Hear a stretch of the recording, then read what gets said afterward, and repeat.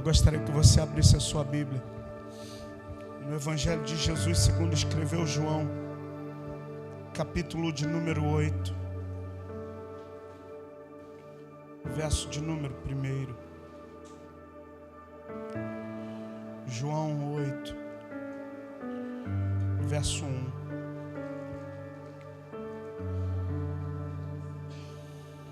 Que amor é esse que Jesus tem por nós? Que amor é esse? Você pode tomar seu lugar, por favor?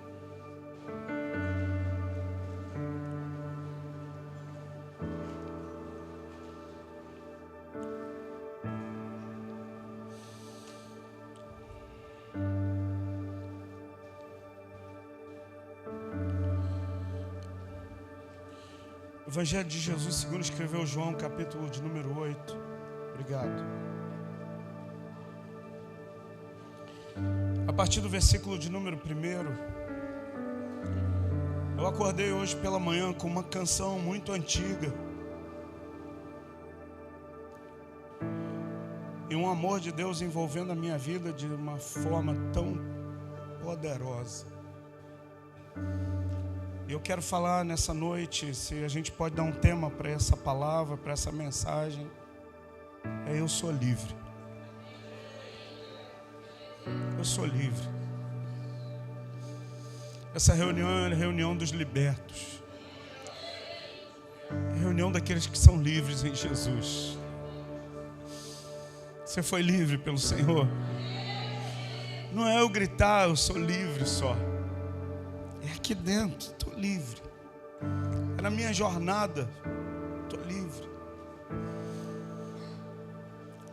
Versículo 1 do capítulo 8. Diz assim: porém Jesus foi para o Monte das Oliveiras. E pela manhã cedo ele voltou ao templo. Do Monte das Oliveiras dá para olhar para o templo, o antigo templo. E de manhã cedinho, depois de Jesus passar a noite no Monte das Oliveiras, ele vai até o templo, e quando ele volta ao templo, o verso 2 diz que todo o povo vinha ter com ele. E se assentando, Jesus os ensinava. Os escribas, os fariseus, trouxeram uma mulher apanhada no ato de adultério. E pondo essa mulher no meio, disseram: mestre, essa mulher foi apanhada no próprio ato adulterando. E na lei nos mandou Moisés que as tais sejam apedrejadas. Tu, pois, o que você diz?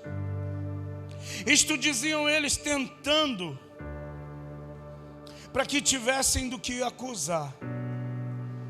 Mas Jesus escrevia com o dedo na terra. E como insistissem, perguntou-lhes, endireitou-se e lhes disse: aquele que dentre vós está sem pecado, seja o primeiro que atire a pedra contra ela. E tornando a inclinar-se, escrevia na terra. Quando ouviram isso, saíram um a um, a começar pelos mais velhos até os últimos. E ficaram só Jesus e a mulher que estava no meio. Endireitando-se Jesus e vendo ninguém mais do que a mulher, disse para ela: mulher, onde estão aqueles teus acusadores? Ninguém te condenou? Ela disse: ninguém, Senhor. Disse-lhe Jesus: nem eu também te condeno.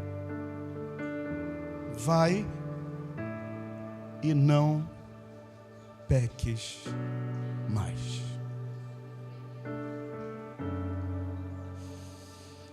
Pastor, por que desse texto? Por que desse tema? Porque eu queria compartilhar com você que esse lugar não é lugar de condenação. Esse lugar não é lugar de apontamentos, de julgamentos, de acusação, de exposição. Mas esse lugar é lugar da manifestação da misericórdia e do amor de Deus. E alguém que é livre, ele não precisa acusar, apontar. Alguém livre, ele só quer desfrutar da sua liberdade. Ele só quer desfrutar do direito que ele tem. E como eu falei, essa manhã eu acordei com uma canção, e essa canção me despertou tanto para aquilo que Jesus já fez na minha vida. Acendeu uma chama no meu coração. E eu queria que você saísse daqui hoje livre. Eu queria que você vivesse um mês livre. Eu queria que essa semana você saísse daqui livre, sem peso, sem fardo pesado, sem se esconder. Já viu alguém que está devendo? Vive se escondendo. Escuta, quem não deve, aprendi desde garoto, quem não deve, você também ouviu o ditadozinho, né? Quem não deve não precisa se esconder de nada, de ninguém. Quem não deve anda de cabeça ereta. Quem não deve tem paz no coração.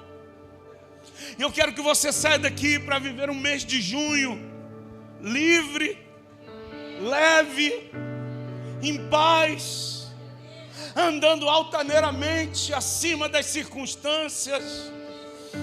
Um dia eu estava conversando com a Cristiane e ela falou algo que me fez refletir. Ela falou assim: a gente precisa ser leve. Quantas vezes a gente vive um evangelho tão pesado, um evangelho de crivos, de sentenças, de acusações, de julgamento, de apontamentos. Quando o evangelho de Jesus, ele diz assim: olha, tomai sobre vós o meu jugo e aprendei de mim, que sou manso e humilde de coração. O evangelho de Jesus é o evangelho da troca. Ele diz: olha, me dê o seu fardo e tome o meu, porque o meu fardo é leve, o meu jugo é suave. Mas o que você carrega, o jugo do pecado, ele tem oprimido a sua vida. E talvez você esteja dentro do contexto, sabe, da igreja. Talvez você esteja dentro das reuniões, mas escuta, debaixo de acusação, debaixo de um espírito de culpa, você não consegue adorar, você não consegue dizer: eu vou te buscar, eu vou te encontrar, eu vou te buscar de todo o meu coração. Sabe por quê? Porque você ainda vive debaixo de prisões e cadeias. E eu quero te dizer que a obra de Jesus na cruz do Calvário foi para te libertar e para você viver uma vida de liberdade no Espírito Santo. E esse texto vai falar exatamente sobre isso. Uma mulher pega no ato de adultério, os escribas e fariseus, sabe, eles vêm trazendo a mulher não com delicadeza, mas com truculência. Colocam a mulher diante de Jesus de em pé. E a Bíblia diz que eles fazem isso como uma pegadinha para pegar Jesus. Mas a pegadinha que era para pegar Jesus liberta aquela mulher. Eu quero dizer que as pegadinhas do diabo para fazer você cair vai ser o mecanismo que Deus vai usar para te levantar e te colocar de pé. Aquilo que Satanás tentou para te oprimir, Deus vai usar, sabe, para te erguer e para que você viva um tempo novo de Deus na sua vida. Eu posso ouvir um amém daqueles que estão vivos? Colocam aquela mulher diante de Jesus e eles dizem assim, versículo de número 4. Eu acho interessante, porque ainda que eles não reconhecessem Jesus como mestre, eles disseram: mestre. Tem gente que não reconhece Jesus de mestre, mas ironicamente chamam de mestre. Mestre, essa mulher foi apanhada no próprio ato adulterando. Na lei, aonde? Na lei, nos mandou Moisés que as tais sejam apedrejadas. Tu, pois, o que dizes. Geralmente a gente responde esse texto dizendo assim: Jesus falou, quem não tiver pecado atira a primeira pedra, mas Jesus não falou nada. Primeiro que Jesus é educado. Quando os homens dizem mestre, ele atende, ele olha para eles. Ele olha nos olhos daqueles homens e eles estão dizendo: essa mulher foi pega no ato de adultério, a lei manda a gente apedrejar. E você, o que você diz? Jesus, pastor Antônio, se inclina e começa a escrever no chão. E a Bíblia diz, Marcelo, que eles insistem. Se tem algo que o legalista ele é insistente. Se tem algo que Satanás ele é insistente. Eles insistem. E por insistirem, versículo de número 6. Isto diziam eles, tentando que tivessem o que acusar, mas Jesus, inclinando-se, escrevia com o dedo na terra. Verso 7. E como insistissem, perguntou-lhes. E endireitou-se e lhes disse: aquele que dentre vós está sem pecado, seja o primeiro que atire a pedra contra ela. E Jesus volta a escrever no chão. Eu sei que você já ouviu essa mensagem. E tem gente que diz que Jesus estava escrevendo uma série de pecados, uma lista de pecados. Eu não vou falar isso, que a Bíblia não está dizendo nada. Eu não vou devagar no pensamento a dizer que Jesus estava escrevendo uma porção de coisas. A Bíblia só diz que ele se inclina e está escrevendo no chão. E o versículo de número 10 diz assim: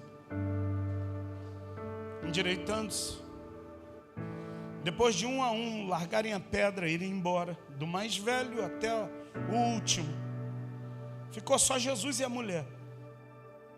E Jesus se endireitou e ele faz uma pergunta para a mulher: mulher, aonde estão aqueles teus acusadores? A primeira pergunta que Jesus faz, ele faz duas. A primeira ele diz: cadê os teus acusadores? E a segunda pergunta que Jesus faz para a mulher: ninguém te condenou? Não teve condenação?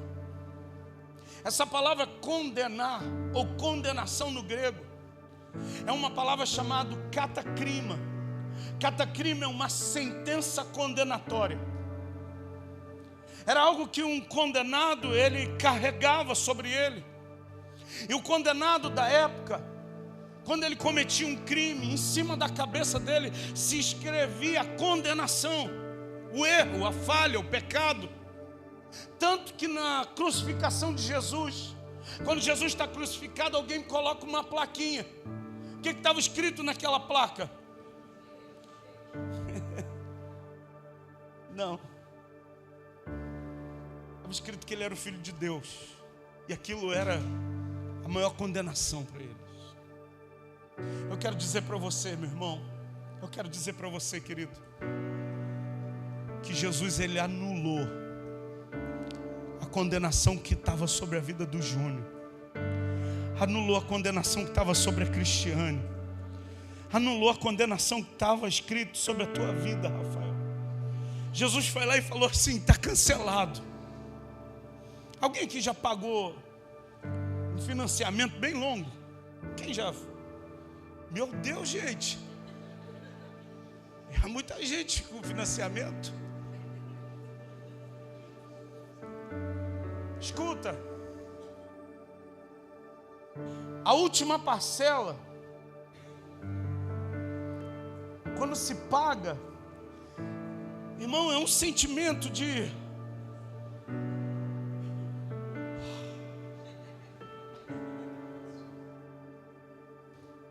Sabe aquele gol do Pet? 43 de segundo tempo. O inimigo vascaíno, derrotado, dizendo: ganhei. Pet ajeita.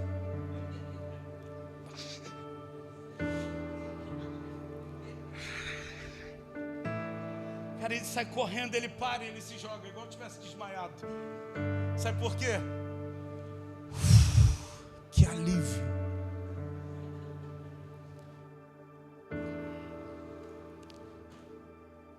Sabe aquela dívida que você não conseguia pagar? Quando você paga, que alívio. Se você ainda está no financiamento, eu quero profetizar o alívio sobre você. Sabe aquele Minha Casa Minha Vida, que o alívio vai chegar. Aquele carnezão desse tamanho, o alívio vai chegar. Jesus faz duas perguntas: cadê os teus acusadores? E a segunda pergunta: ninguém te condenou? Olha a resposta dessa mulher, versículo 11. Ela diz: ninguém, Senhor. E ela estava esperando, sabe o quê? Agora vai vir chumbo grosso. Agora vai vir couro. Agora eu vou ouvir pra caramba desse homem. Só que Jesus vira para aquela mulher e diz assim: nem eu te condeno. Talvez a gente olhe para esse texto e a gente ouça o pastor. Talvez você pense assim: eu acho que o pastor estava ficando estranho, hein? Eu conheci o pastor, ele era bravo. Eu conheci o pastor, ele era, sabe, parecia o pastor Zé Peixeira. Se eu errasse, ele arrancava a minha cabeça. É verdade. Eu era assim mesmo. Sabe por quê? Número 1, por causa da minha imaturidade. E número 2, porque eu ainda não tinha a compreensão plena do amor de Deus pela minha vida. Jesus vira para aquela mulher e diz: nem eu te condeno. Mas não fica só por aí. Ele diz assim: vai e não peca mais. O grande problema é que a gente vive hoje uma geração que só quer o eu não te condeno. Mas a gente abole a segunda parte do versículo que diz: vai e não peca mais. Ou a gente tem o outro grupo, que é o grupo dos acusadores. Jesus diz: olha, mulher, vai e não peques mais. Pastor, ainda não entendi essa mensagem. Eu queria que você abrisse a sua Bíblia no livro de Romanos, a carta que Paulo escreve à igreja em Roma, capítulo de número 8, verso de número 1. Romanos 8, verso 1. Agora, pois, já nenhuma condenação há para os que estão.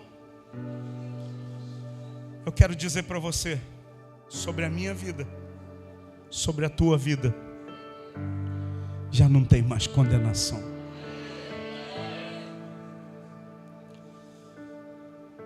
Há bastante tempo atrás, eu e Cristiane estávamos entrando pela primeira vez na sala de um seminário teológico para estudar.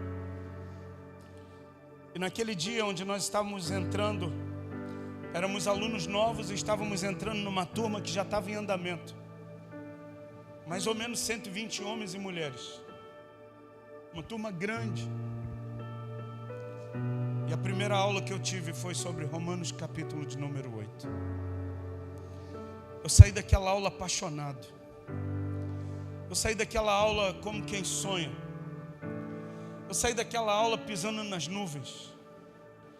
Porque quanto mais aquele pastor ensinava, e ele ensinava e ao mesmo tempo pregava, e ao mesmo tempo que ele pregava, ele ensinava.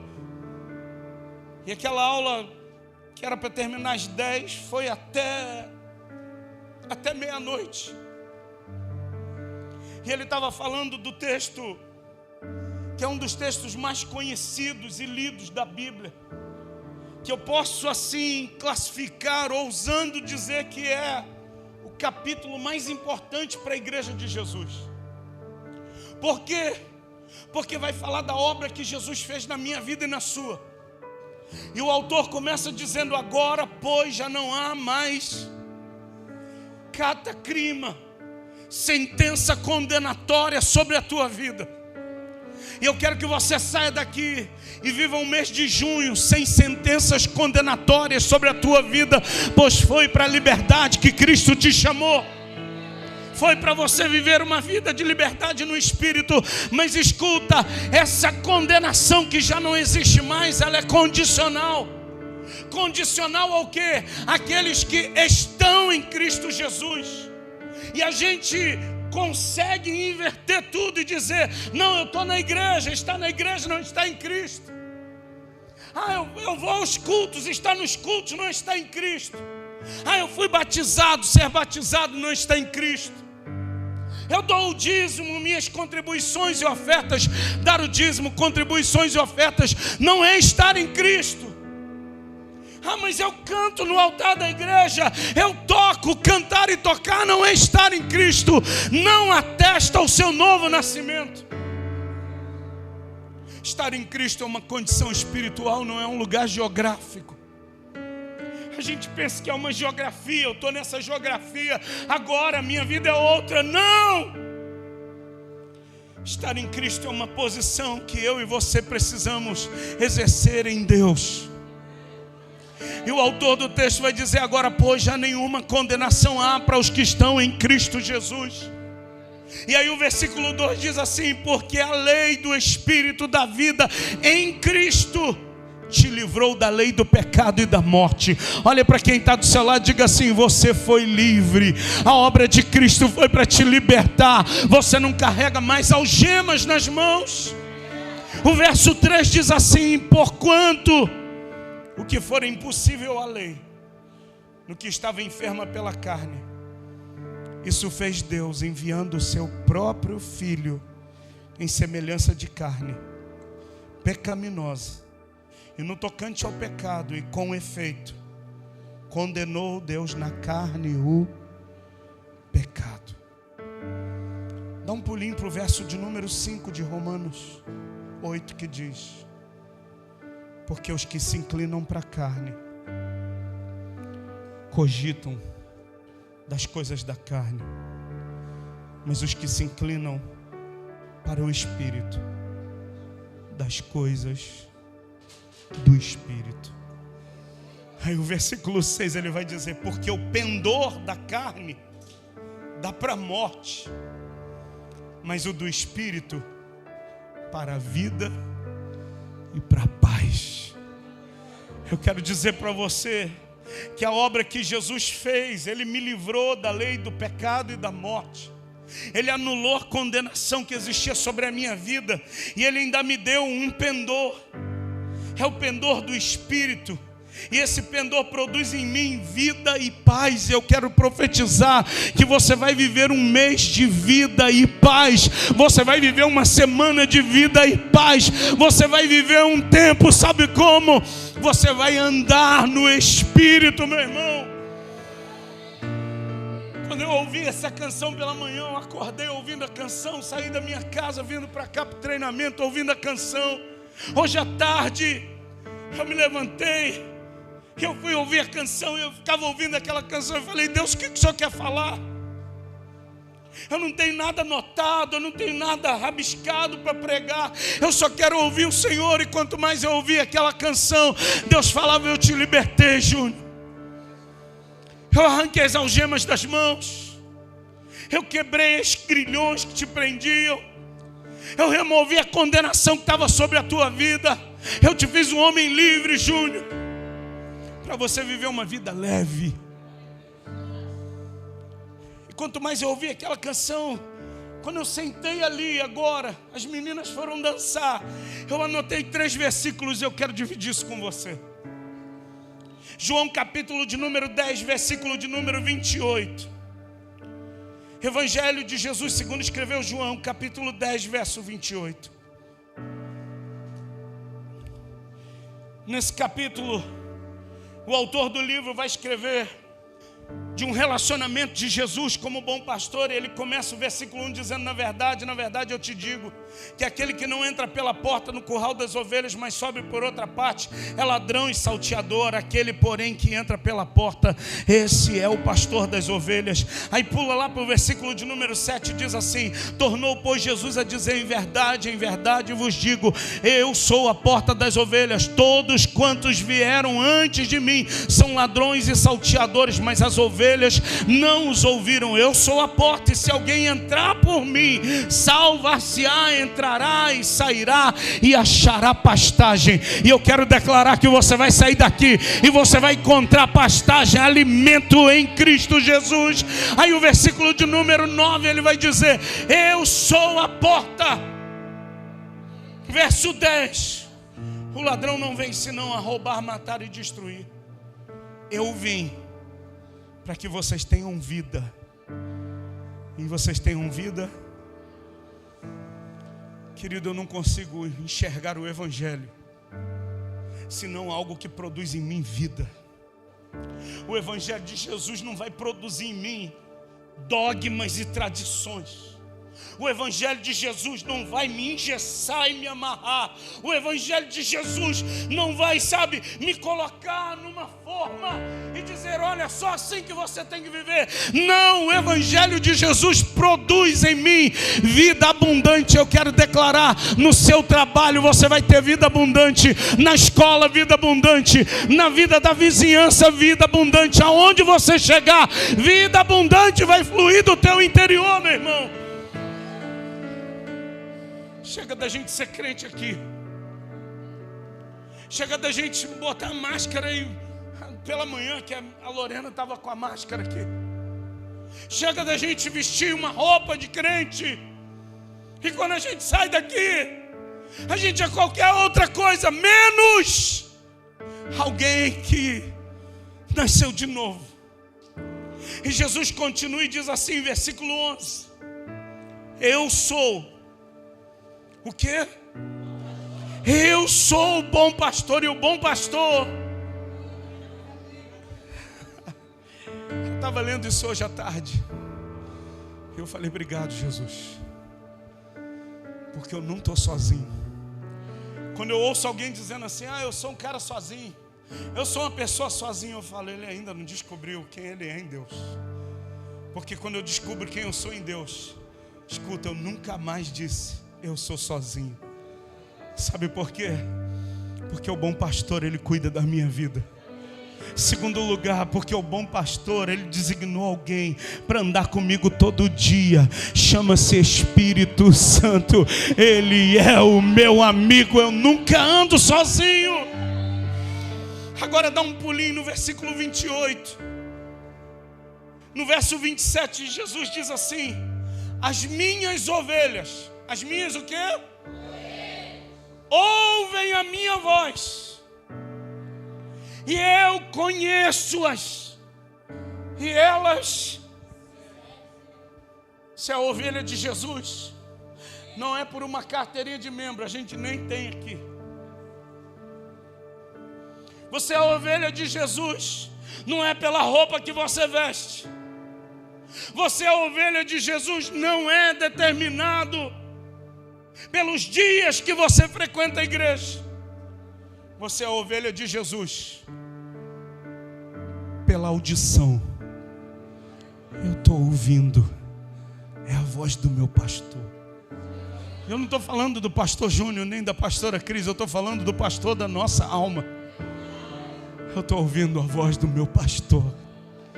E além de ouvir, as ovelhas conhecem e seguem. Ouvir, conhecer e seguir. Ouvir, conhecer e seguir. É mais do que uma religião.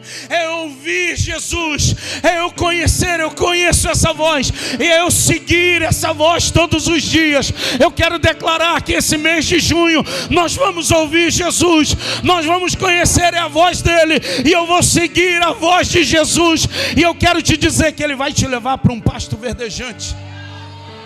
Ele vai te levar para umas águas tranquilas. Eu estou vivendo um tempo de tanta turbulência, de tanto estresse. Ele vai te levar para um lugar onde a tua alma será refrigerada.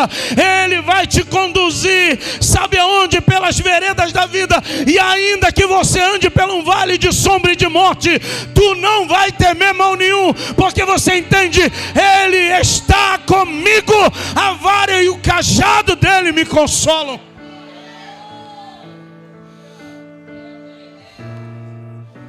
Verso 28, Jesus repete e diz: as minhas ovelhas ouvem a minha voz, eu conheço-as e elas me seguem. Verso 28, eu dou-lhes a vida eterna. Será que você já agradeceu hoje pela vida eterna? Às vezes a gente reclama: eu não queria comer essa comida, eu não queria pôr essa roupa, esse ar-condicionado está gelado, agora o ar-condicionado não tem mais, está com calor, eu estou insatisfeito disso, eu estou insatisfeito daquilo. E qual foi o dia que você levantou a voz e disse: obrigado, Jesus, porque o meu nome está escrito no livro da vida? Jesus disse: eu dou-lhes a vida eterna e nunca hão de perecer. E o finalzinho, ele diz assim: e ninguém as arrebatará das minhas mãos. Olhe para mim, pastor, o inimigo está furioso comigo. Pode ficar o quanto quiser, porque a minha vida está nas mãos dele. E ele disse na palavra dele que ninguém tira a minha vida das mãos de Jesus. Sabe o que é isso? Segurança. A gente está vivendo um tempo de insegurança na economia, nas ruas, nem se fala. Mas quem está em Cristo, estou em paz, porque a minha vida está segura nas mãos do Senhor. Tem uma canção que nós cantamos que diz: seguro estou nos braços daquele que nunca me deixou. Olhe para o seu vizinho e diz assim: sua vida está nas mãos dele.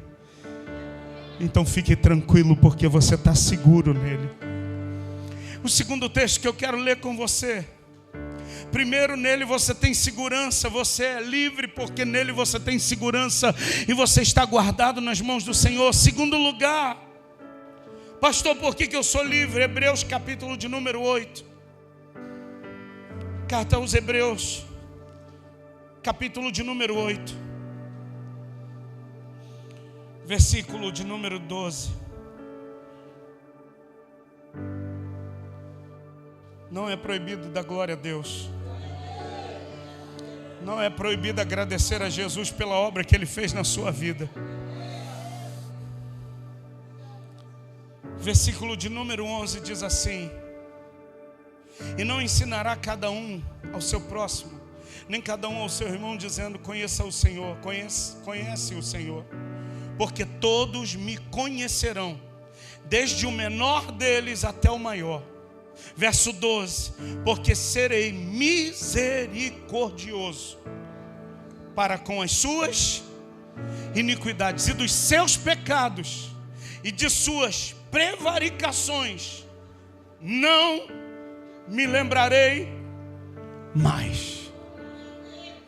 Segundo lugar, eu sou livre, porque o meu pecado foi perdoado. E o meu pecado que foi perdoado, a Bíblia diz que Jesus disse: eu não me lembro mais. Os meus pecados foram apagados, esquecidos. Deus não se lembra. Escuta, o homem é cruel para lembrar. Você fez isso, você fez aquilo, você tinha essa prática.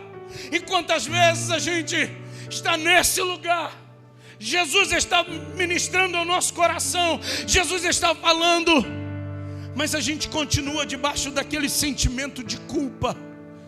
Eu fiz isso, eu sou um pecador, A gente sempre se relaciona com Deus como o mais terrível pecador, quando que Ele quer se relacionar comigo e com você é como filho que foi perdoado dos seus pecados.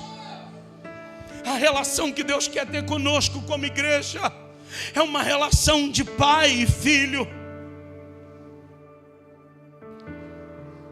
Você conhece alguém, um pai, uma mãe, que teve um filho que aprontou demais? Escuta, o filho pode ser terrível, mas o pai e a mãe sempre acredita que ele vai mudar. Não, meu garoto vai mudar. Não, meu menino vai mudar. Não, meu menino é bom. Escuta, Deus como pai, Ele está esperando o menino, a menina que está aqui se render e dizer assim: eu confesso os meus pecados, eu abandono as minhas práticas aqui nesse altar, e eu reconheço que Jesus é o Senhor da minha vida. Ele quer cancelar os meus pecados e os teus, para a gente ser livre de toda culpa. Miqueias capítulo de número 7, verso de número 19. Miqueias 7, 19.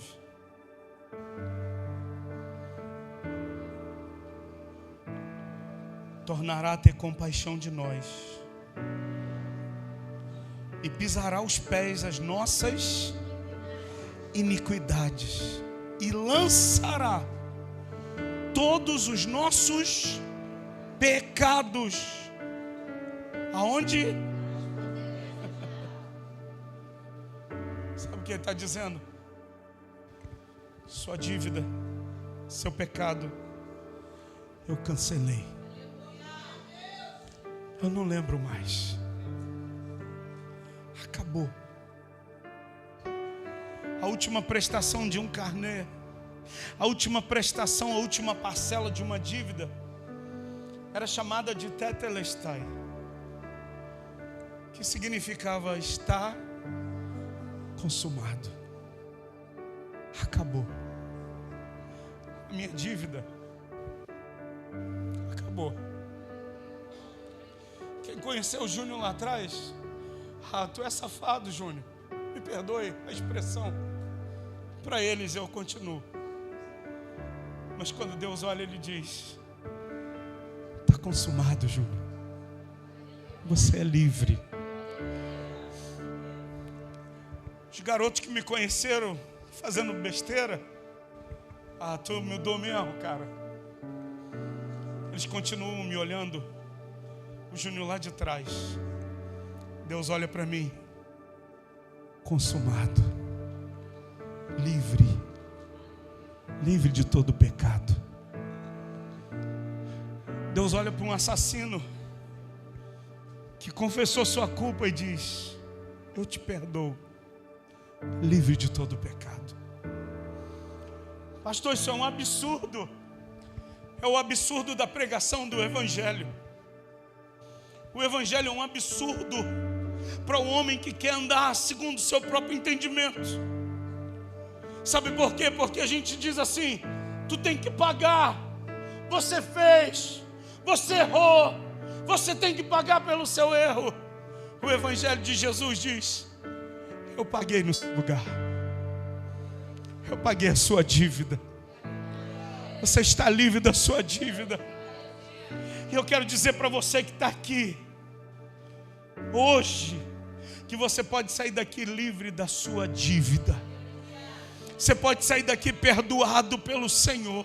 Você pode sair daqui para viver, sabe, aquilo que aquela mulher viveu. Vai e não peques mais.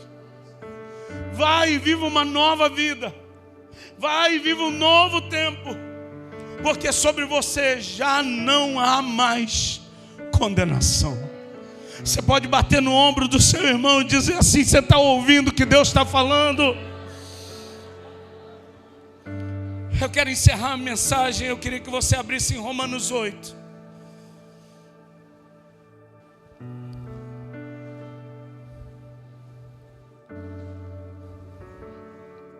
versículo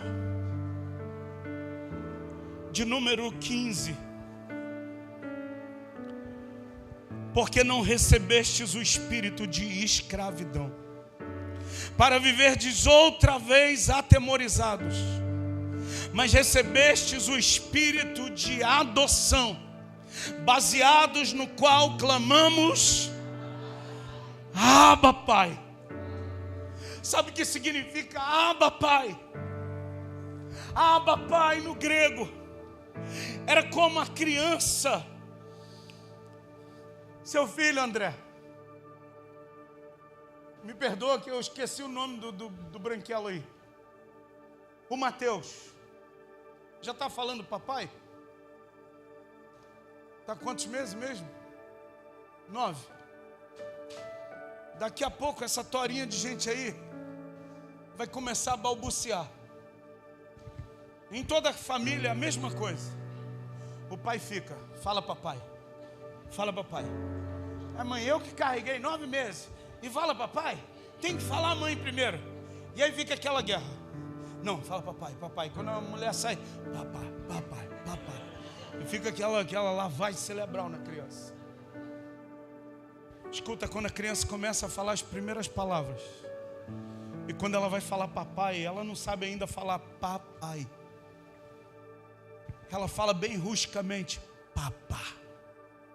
Abba significa uma criança bem pequenininha dizendo assim, papá. Pastor, e por que espírito de adoção? Adoção dentro da nossa cultura. Alguns olham e dizem assim, ai, não fala não, que é meu filho adotado. Não, eu trato ele diferente porque eu adotei. Mas dentro da cultura dos romanos era completamente diferente. Os maiores imperadores que tiveram, a maioria deles foram filhos adotados. E como acontecia a adoção? Ainda que o filho tivesse sido gerado pelo próprio pai no 8º dia, se o pai não reconhecesse, se o pai não olhasse para aquela criança e rejeitasse aquela criança, ele dizia, não é meu filho, por qualquer motivo. Mas o pai sentava e a mãe vinha com a criança e colocava a criança no colo. Se o pai se levantasse, agarrasse aquela criança, pegava no colo, ele dizia publicamente, eu reconheço que esse é meu filho. Mas se o pai se levantasse e virasse de costas, ele estava dizendo, eu não o reconheço como filho. Agora olhe para mim. Jesus estava lá na cruz do Calvário. E as últimas palavras de Jesus foi, Deus meu, por quê? No último momento, o pecado que era meu e seu, Jesus estava carregando sobre ele. E o pai vira de costas. E Jesus exclama dizendo, Deus meu, por que você me abandonou? Porque naquela hora, ele estava recebendo o Júnior, a Márcia, a Josélia, a Ana, a Lorena, a Gabi, a Yasmin, a Indiara, o Cadu. Ele estava recebendo a mim e a você. E nós somos recebidos, sabe como, Cristiano e Jorge? Como filhos por adoção. Porque ele veio para os que eram seus. Quem eram os seus? Os judeus. Mas os seus não o receberam. Mas a todos quantos o receberam, deu-lhes o direito, Davi, de se tornarem filhos de Deus, a saber, aqueles que creem no seu nome. Eu e você somos os filhos de adoção, Júnior. E a gente pode, Leandro, clamar, Abba, papai. Hoje você pode clamar pelo teu Abba, pai. Hoje você pode levantar a voz e dizer, papai, a semana que passou foi tão difícil. Sabe o que o pai vai fazer? Ele vai catar você nos braços e vai dizer, eu reconheço, você é meu filho amado. porque já não há mais condenação sobre a minha vida e nem sobre a tua vida. Ele não vai virar de costas para mim e para você, mas Ele vai dizer: eu te recebo como filho, Guilherme. Eu te recebo como filha, Marley. Eu te recebo como filha, Regina. Paulo, eu te recebo como filha. Israel, você é meu filho amado. Mas por a gente não se relacionar com Deus e não entender que somos ovelhas dele, a gente vive sempre dizendo: Deus, tenha misericórdia de mim, Senhor, por favor, meu Deus, me aceita. Ele já te recebeu como filho. O que você precisa é se posicionar como tal e reconhecer: não tem mais condenação. Eu sou filho amado de Deus. Escuta, quando isso entrou aqui, caiu aqui, qualquer outra ação que me rejeite não me toca mais. Se existia algo que no início do meu ministério me machucou tanto, foi a rejeição. Quantas rejeições eu passei, rejeitado, e aquelas rejeições iam criando, sabe, um monstro dentro de mim. E eu, por causa das rejeições, eu agia com veemência, dizendo: você é uma pecadora, você está em erro, você está em falha, você está em pecado. Mas na verdade é porque eu ainda não tinha encontrado um lugar onde eu podia gritar: Abba, papai. E quando a ficha caiu para mim, se alguém tem uma ação de me rejeitar, eu lembro: não tenho mais condenação. Eu sou filho amado. Eu recebi a adoção. Eu recebi o espírito de adoção. Eu sou filho do Abba Pai. Você está entendendo isso? Eu preciso orar por pessoas que estão aqui hoje e querem dizer para Jesus: Jesus, eu quero deixar aqui minhas culpas, minhas falhas. Talvez tenha no nosso meio a mulher pecadora, o homem pecador. Talvez tenha aqui no nosso meio pessoas que se sentem indignas. Pastor, não me sinto digno. Escuta, nenhum de nós pelas nossas próprias ações somos dignos de nada, mas o sangue de Jesus nos justificou. O sangue de Jesus, Davi, sabe o que fez em mim e você? Nos vivificou. Sabe por quê? Porque, Júlio Costa, nós estávamos mortos nos nossos pecados, e quando o sangue de Jesus, Tainá, veio sobre nós, Ele nos deu vida e nos colocou de pé, André. E esse Espírito da vida de Cristo que me trouxe a vida de volta, esse mesmo Espírito me faz clamar: Abba Pai, Abba Pai. Quando eu clamo Abba Pai, Ele vem ao meu encontro e me abraça, Cristiane. E Ele está aqui hoje para abraçar você, para lhe perdoar dos seus pecados, para você viver um mês de junho declarando: eu sou amado de Deus. Já não há condenação sobre a minha vida, porque eu estou em Cristo Jesus. Eu já não ando mais segundo a lei do pecado e da morte, mas eu ando segundo a lei do Espírito da vida de Deus. Eu queria orar